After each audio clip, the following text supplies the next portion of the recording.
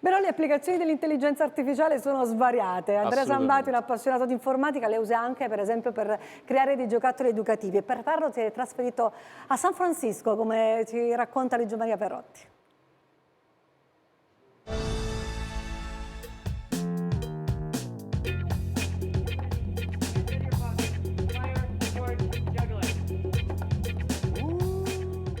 I miei genitori hanno un piccolo negozio di giocattoli in un bellissimo paesello della provincia di Lecce, del Salento, Caprarica.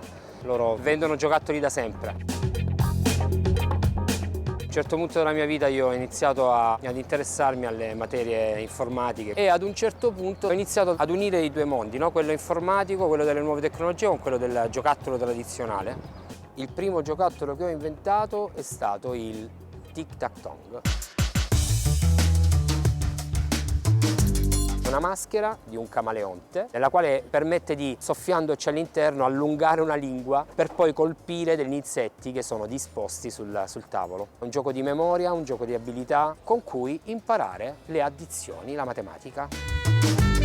Il prodotto è stato acquisito da una multinazionale molto popolare soprattutto negli Stati Uniti, ecco perché siamo anche qui. Ogni nostra attività inventiva è totalmente orientata verso la stimolazione di alcune capacità che è importante stimolare nei bambini.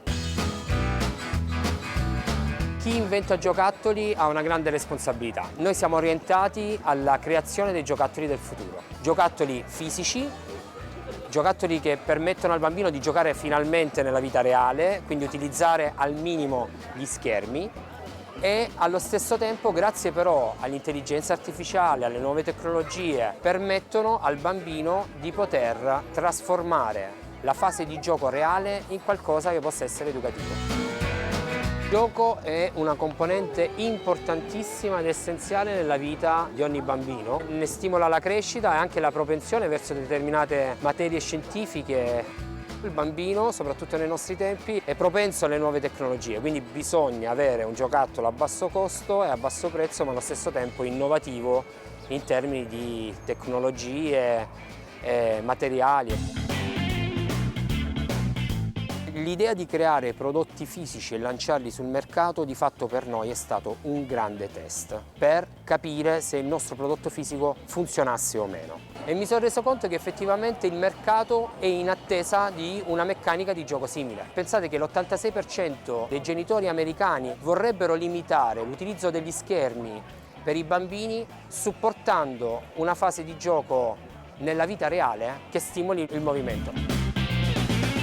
Il nostro obiettivo è quello di creare dei sistemi basati sull'intelligenza artificiale che possano evolvere questi giochi facendoli diventare dei giochi educativi.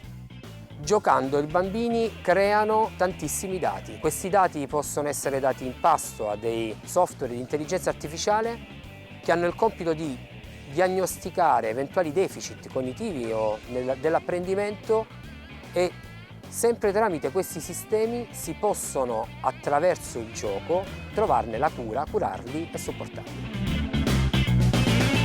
Ci sono tanti bambini che hanno delle capacità enormi, delle propensioni artistiche piuttosto che matematiche, ma non vengono fuori perché non vengono notate, non vengono supportate. Infatti il mio sogno più grande sarebbe quello di creare degli strumenti che attraverso il gioco possano realmente arricchire la vita di ogni bambino.